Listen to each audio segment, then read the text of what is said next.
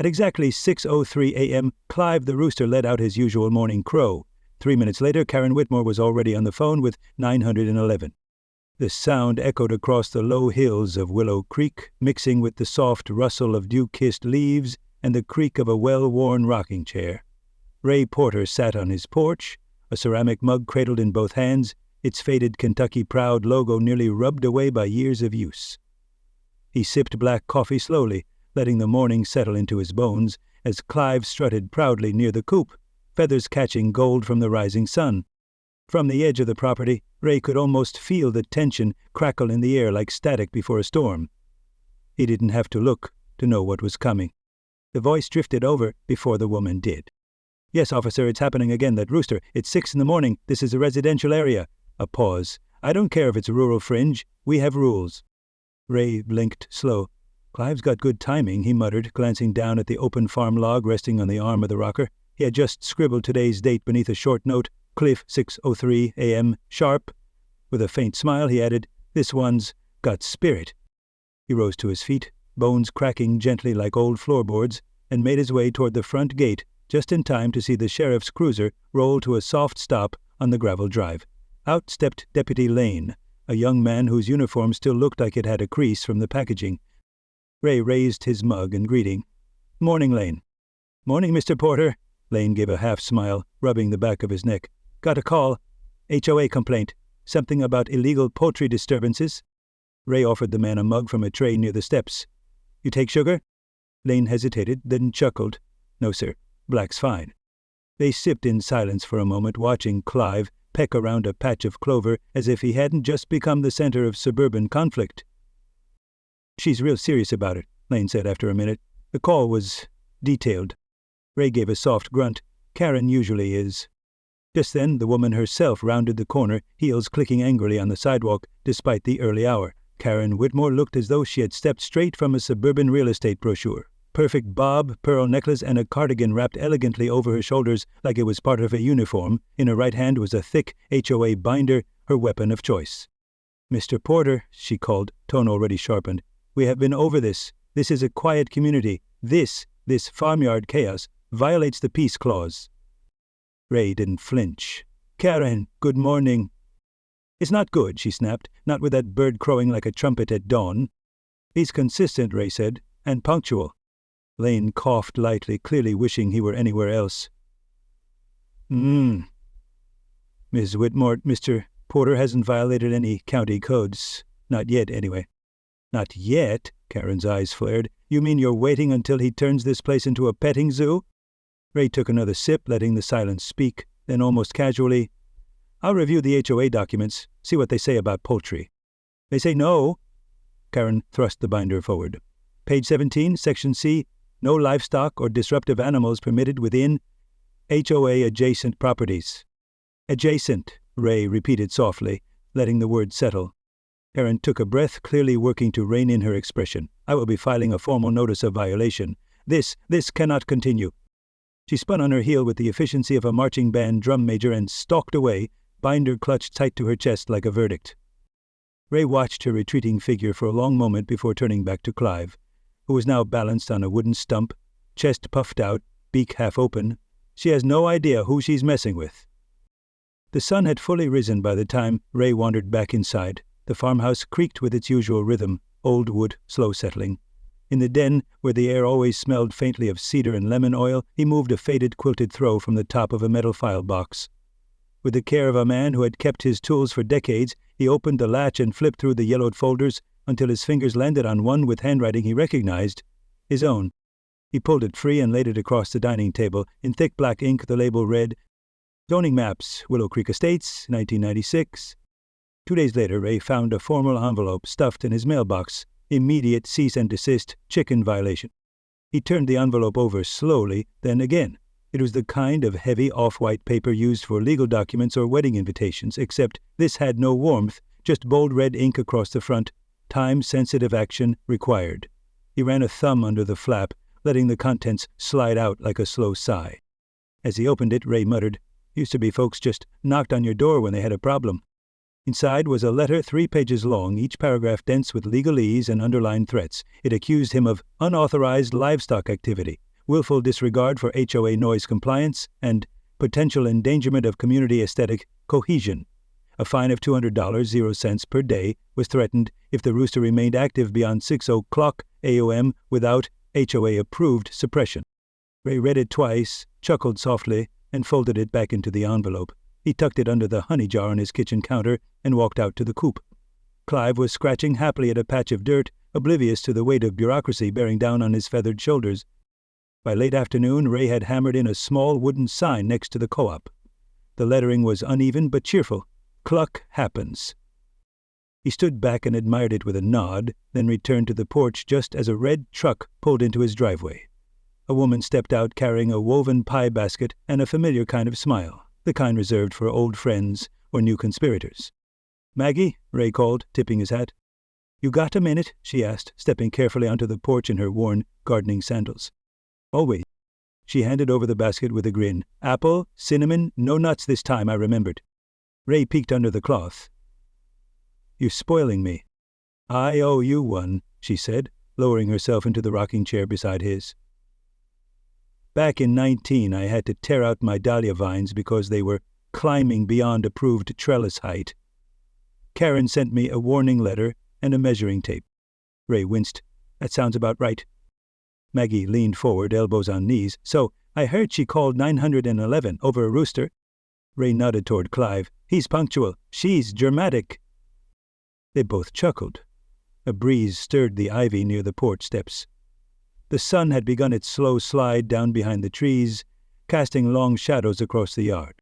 "I miss your wife," Maggie said after a pause. "She had that dandelion jelly I could never get right." "She kept the recipe in her logbook," Ray said softly, getting up to retrieve it. When he returned, he held the worn leather-bound book in his lap, flipping through pages of handwritten notes.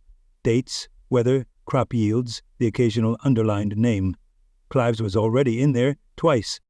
Maggie peered over his shoulder as he opened a folded sheet tucked in the back.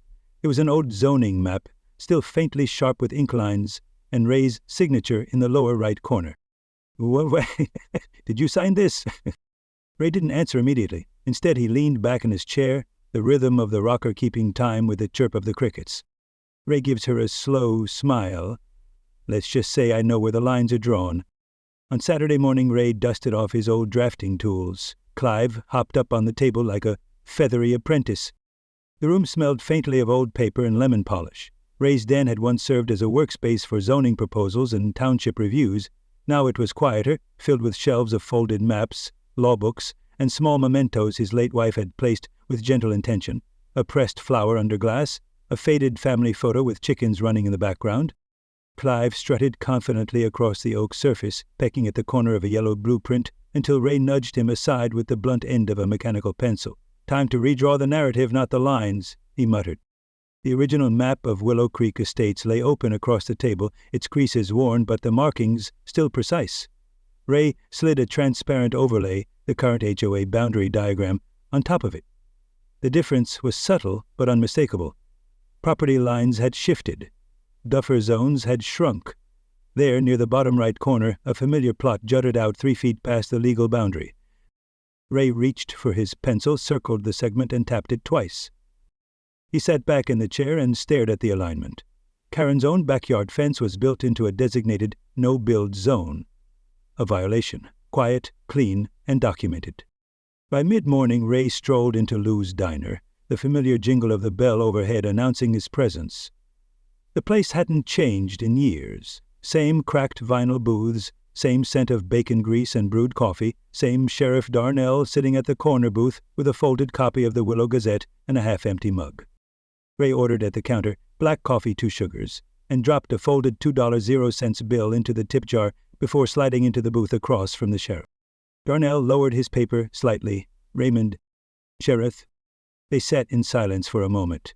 Outside, an old Ford truck rumbled by, radio barely audible through the windows. Clive's morning performance had long since passed, but the buzz of the neighborhood lingered. "You ever look back at those old property files?" Ray asked, sipping from the chipped ceramic mug. The sheriff chuckled. "Only when something smells off." Ray nodded slowly. "Might be time to take a whiff." Darnell raised an eyebrow.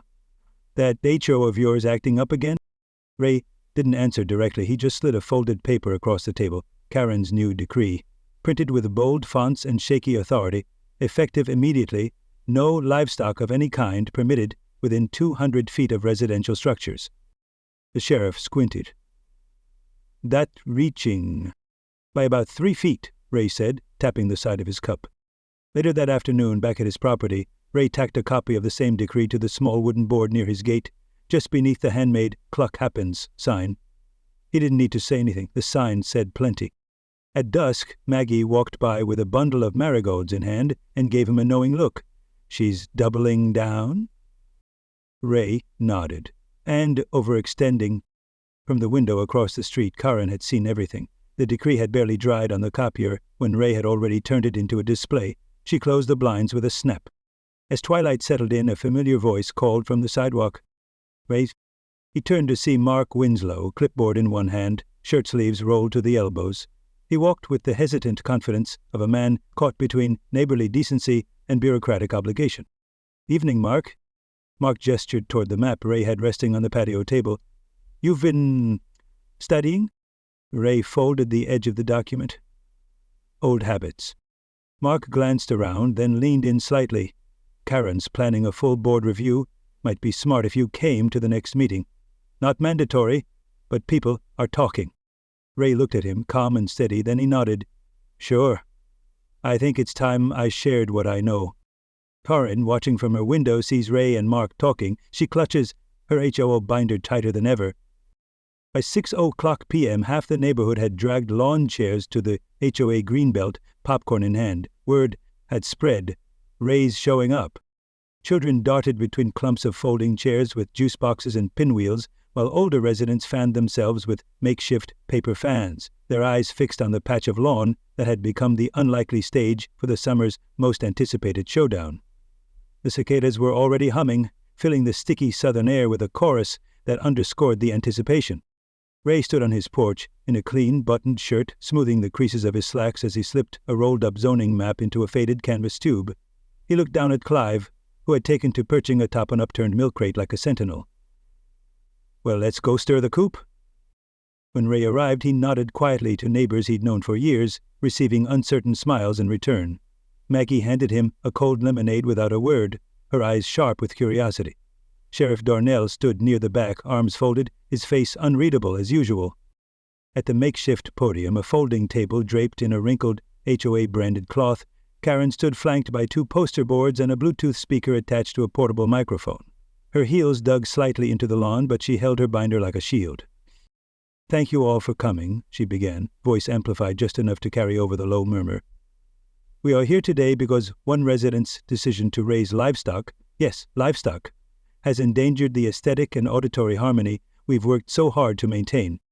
She clicked a remote and an image of Clive appeared on the poster behind her, circled in red like a wanted criminal. A few chuckles rippled through the crowd. Karen pressed on.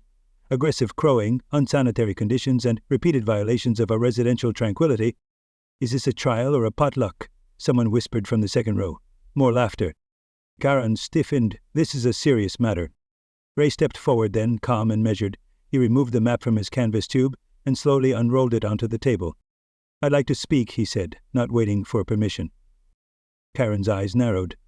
This is HOA business, Mr. Porter. Ray glanced at the crowd. That's what I'm here about. He held up a stamped document.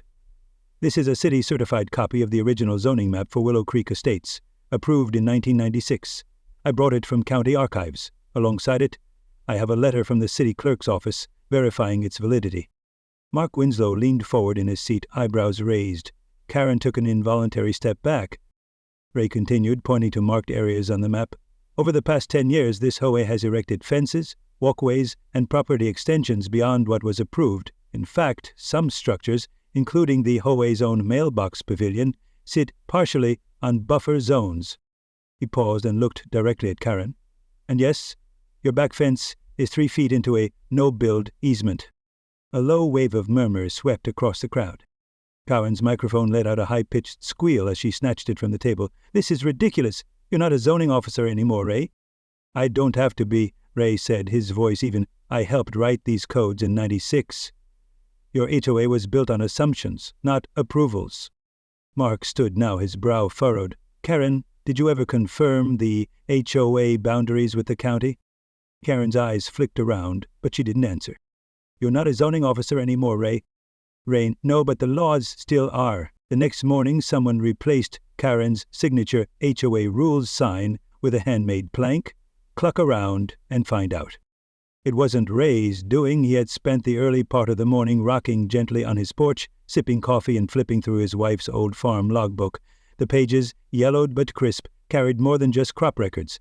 They held memories, scribbled side notes, and jokes only she would have understood. He traced his finger under an entry from long ago, spring 1987, 12 chick. Just below it he wrote with a pencil worn nearly flat, summer 2023, 1 uprising. The wood sign across the green belt shimmered in the early sun, its paint still fresh. A few neighbors paused to admire it, some snapping photos while pretending to tie their shoes. Someone had even added a little rooster silhouette in the corner. Karen, however, was not amused. By noon, an emergency bulletin had been posted in the HOA glass case, Community Alert, Disruptive Conduct and Misinformation Campaign. At the same time, inboxes pinged with emails labeled Urgent Neighborhood Decorum Crisis. The language was sharp, dramatic, and clearly directed at one person without using his name. Ray read the flyer once, folded it into thirds, and used it to prop up a short leg of his porch table. That afternoon, Maggie stopped by with a clipboard tucked under one arm and a sack of sunflowers in the other. "Well," she said, handing him a cold bottle of sweet tea, "if she wants a crisis, we might as well give her a Democratic one." She set the clipboard down with a soft thud. The petition title was simple, Motion to Dissolve Willow Creek HOA. Below it were a few pages of signatures, names that Ray recognized from block parties, Sunday markets, and conversations on porch steps. "Didn't take much convincing," Maggie said, sitting beside him. "Turns out folks remember being fined for porch swings, birthday balloons, and flower pots the wrong shade of beige." Ray glanced through the pages and set the clipboard aside. "You organizing this?" "I'm facilitating," she said with a grin, "and reminding people of their own stories. That's all." Ray didn't make speeches. He didn't walk door to door. But when people came by with questions, some unsure, some wary, he met them with a quiet nod and a folder of zoning documents. He let them read for themselves, answered only what needed answering, and let the silence do the rest. By midweek, a young reporter from the Willow Creek Weekly showed up at Karen's door with a notepad and a recorder. The rumor was that Karen had requested the interview, confident she could regain control of the narrative. Dressed in a pale green blazer and heels that clicked against her porch tile, she began by listing her years of service and dedication to maintaining community order. But when the reporter leaned in and asked, "Did you verify the zoning limits before expanding HOA rules?" something shifted. Karen blinked. I was assured by developers that everything complied with the spirit of regulation. Did you receive anything in writing?" There was a pause. Karen smiled. "Tight, nervous." "We trusted the plan." By the next morning, the clip had been shared in group texts, on bulletin boards, even replayed on a loop at Lou's Diner. Karen, mid-sentence, eyes wide, voice faltering, "I was assured by developers." That evening, as fireflies blinked lazily through front yards and porch lights clicked on one by one, a quiet knock came at Ray's door. Mark Winslow stood on the porch holding the clipboard with both hands, the petition's signature pages carefully tucked beneath the top sheet. He looked tired but satisfied. "We're at 67%, he said, "enough to take it to the council." Karen stormed toward the HOA clubhouse with a folder labeled Emergency Authority, only to find the locks changed. She rattled the door handle once, then again, pulling at it like the sheer force of her indignation might open it, but the deadbolt held firm. Her eyes darted to the windows, half expecting someone to be inside, smirking behind the blinds. There was no one, just a taped-up flyer fluttering in the evening breeze. Community update at Town Hall. She stood still for a beat, then turned sharply on her heel and strode down the sidewalk, high heels clicking like war drums on concrete. Earlier that week, in the quiet shade of Ray's porch, he had passed a small brass key into Mark Winslow's hand. "Best someone else open the door from now on," he'd said, his voice steady. Mark had only nodded, the weight of the moment sinking in more deeply than he expected. Now, inside the modest town hall building near the center of Willow Creek, folding chairs creaked under the shifting weight of residents who had come not just to listen, but to witness a turning point. The fluorescent lights hummed softly overhead. A folding table at the front served as a dais behind which the town clerk and 2 staff members shuffled documents and stamped forms with the quiet efficiency of people used to small-town disagreements over sidewalk permits and noise complaints. Ray sat near the aisle, his zoning folder closed, resting on his lap like a book that no longer needed to be read aloud. Maggie sat beside him, her hair braided back, hands folded over a picnic flyer she had designed herself. Sunday celebration, chicken-friendly potluck, all welcome. Mark stood near the front, shoulders squared, clipboard in hand. When the town clerk called for new business, he stepped forward and presented the petition. The residents of Willow Creek respectfully request the dissolution of the Willow Creek HOA, citing misrepresentation, overreach, and failure to comply with foundational zoning ordinances. There was no applause, just a collective stillness, and people leaned forward slightly in their chairs. Even the teenagers in the back row put away their phones. Karen stood quickly, folder clutched like a defibrillator. "I have here an emergency bylaw update," she declared, voice sharp but brittle. "Under Article 12, subsection..." The clerk held up a hand. "Mr. Whitmore, we've received the petition, and I regret to inform you that any new bylaw proposals require active board quorum." She blinked. "I am the board."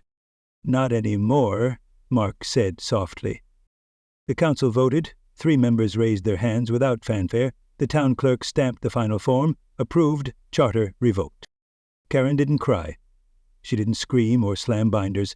She simply stood, her mouth opening slightly, as if to protest, but nothing came. Her arms slackened, the folder dropped to her side. And then, in front of the entire room, she walked out the door without a word. Behind her, voices began to rise, some low, some chuckling. Paper plates rustled. Maggie passed out the first flyer. A child pulled a chalk rooster from a backpack, eager to show someone. Ray stayed seated, taking it in quietly. Mark approached him. "They're asking who should lead the replacement. A formal structure, new elections, bylaws." Ray looked up at him, eyes kind but tired. "No need." Mark raised a brow. "You sure?" Ray nodded. "Let it be a circle. No president, no barter queens." He stood, stretching gently. "But L shop, bring lemonade. Maybe some zoning advice, if they want it." By the next morning, neighbors gathered along Ray's front yard, where he sat carving a sign with quiet focus. The wood was smooth pine, the letters deliberate and bold. "Welcome to Willow Creek, a chicken-loving, Karen-free zone." 1 week after the HOA dissolved, a woven basket showed up on Ray's porch. Inside, fresh eggs, wildflowers, and a handwritten note. "Thank you for letting us breathe again." He lifted the note gently, feeling the slight tremble of ink where someone's hand had hesitated, perhaps unsure how to express something so simple, so overdue. The wildflowers were loose, untrimmed, some with their roots still clinging to the soil. Ray smiled. He set the basket beside his chair and reached for the leather-bound logbook that lived near his coffee cup now, more than it ever had in the past. Flipping to a blank page near the back, he drew a faint pencil line beneath his last note and carefully wrote, "Clive, day 37, still the loudest voice in Willow Creek." The morning sun filtered through the porch railings, laying golden stripes across the floorboards. Ray sat still for a moment, listening, not for silence, but for the kind of quiet that has room for voices. Somewhere down the block, a dog barked playfully. 2 doors over, someone was hammering something into a fence post. Children shouted, "Marco," and "Polo," from opposite sides of a backyard hedge. Later that afternoon, Mark arrived with a few typed-up sheets in his hand. "We're putting together something new," he said, standing by the porch steps. "A kind of neighborhood circle. Informal, sure, but we figured someone's got to steer the ship a little." He offered Ray the top page, light on language, heavy on names already listed. Ray read it once, then twice. He looked up. "Appreciate the thought, Mark, but I'm more of a weather vane than a captain these days." Mark tilted his head, unsure. Ray stood, dusted off his hands, and added, "Tell you what, I'll show up when needed, but no chairs with titles, no speeches, no committees about mailbox colors." Mark gave a crooked grin and nodded. "Sounds like the best kind of council." Down on Main Street, Maggie's flower shop had grown, not wider, just outward. Seed trays and sprouting jars now covered the sidewalk like a gentle rebellion against concrete. Every Saturday, neighbors gathered for a community seed swap. Old garden gloves changed hands with heirloom beans, and chalkboard signs read things like, "Take a pot, leave a plant." Porch swings reappeared. One had been banned, during HOA rain for being unsecured decorative motion. Now it creaked rhythmically in the breeze beside a home painted lavender and yellow. Kids played in the front yard, barefoot and loud, no citations in sight. Behind Ray's cop, a new mural began to take shape, painted by a trio of elementary schoolers with more energy than precision. Clive, resplendent in exaggerated feathers, towered proudly over a cartoon picket fence, surrounded by dancing eggs and beaming sunflowers.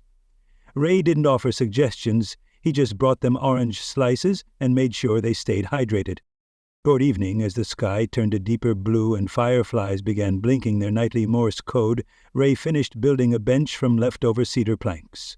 He positioned it beside his fence, under the shade of a maple tree, and carved into the top rail with slow, careful strokes, "Sit a spell, greet the dawn." The smell of fried chicken wafted over the yards before anyone rang a bell. Folding tables appeared like magic. Pie tins rotated among neighbors. There was no agenda, only laughter, easy conversation, and the rustle of paper plates. Someone handed Ray a slice of peach cobbler. Maggie brought over a pitcher of lemonade and settled beside him. Mark played harmonica off-key until a child asked him to stop. Clive, uncharacteristically mellow, rested on the porch rail like he belonged there more than anyone. The hum of the gathering slowed as the stars took their places overhead. Ray reached into his pocket and pulled out a folded scrap from his wife's notebook. He stood, cleared his throat once, not loudly, and read. The poem was short, just 6 lines, something about sunlight and rain and how both had to fall if anything was going to grow.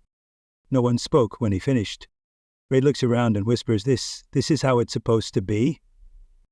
That summer, the town unofficially renamed Ray's Corner Chicken Creek.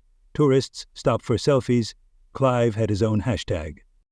No one quite remembered who started it, maybe the teenagers with the paint pens, or the elderly woman who'd crocheted a little red and white bandana for Clive and posted the photo online. But within weeks the name caught on. A hand-painted sign now stood beside Ray's fence post, just beneath the mailbox. "Welcome to Chicken Creek 2023. Clive had been drawn on it too, mid-strut, feathers fluffed like a victory parade. One Tuesday morning near the end of July, Ray found a postcard tucked among the usual bundle of grocery flyers and catalogs. No return address, just a pale green card with a hand-drawn lighthouse on the front. The message inside was brief, scribbled in thin black ink. "Maybe I overdid it. Don't gloat, okay?" It was postmarked 2 towns over. Ray stared at it for a long moment before slipping it between the pages of his wife's old logbook. Not in anger or smugness, just as a bookmark, a footnote to a chapter that had ended on its own terms.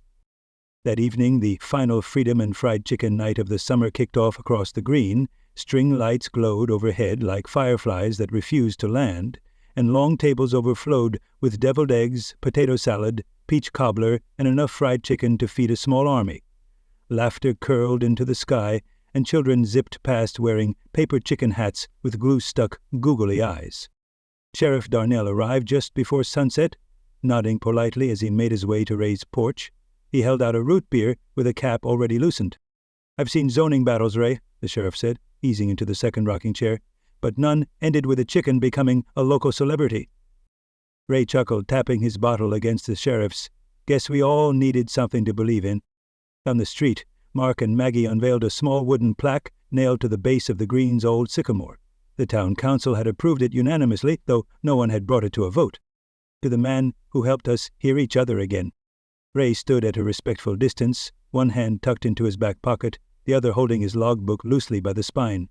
He didn't make a speech, just nodded once, turned back toward his porch, and quietly excused himself. As he settled into his chair, the sun dipping low beyond the fields, Ray opened to the final page. He wrote in steady, deliberate script, "Peace has feathers. Sometimes they crow." A soft breeze stirred the corner of the page. Across the way someone strummed a banjo out of tune, and the scent of grilled corn wafted on the air. Ray didn't smile in triumph. He smiled in contentment. The next morning Clive crows as usual, but this time someone across the street claps and shouts, "Let him sing." In the golden light of a late summer evening, laughter rose from porches once ruled by silence, and a rooster's crow became the unlikely anthem of a free neighborhood. What began as one man's quiet defiance grew into a shared awakening, a community remembering its voice and choosing connection over control. When rules become tools for power, they divide. But when people stand together, Even the firmest fences can be redrawn with kindness and clarity. Perhaps peace isn't found in perfection, but in the sound of neighbors listening and letting each other sing. Well,